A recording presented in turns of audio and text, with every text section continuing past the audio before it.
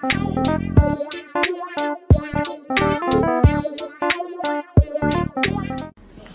there we go guys, this is the panel clamped to a piece of I-beam and started to shape and form it. I used a piece of pipe as well to get a bit of a crown on the panel. So he did quick.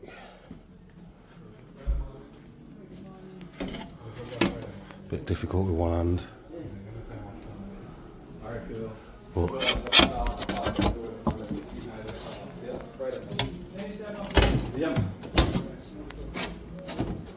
there we go. You can see how it fits underneath as well. And then I'll patch that hole afterwards once I've got this in place. So yeah, I think we're ready to start tic-tacking now. Catch up soon.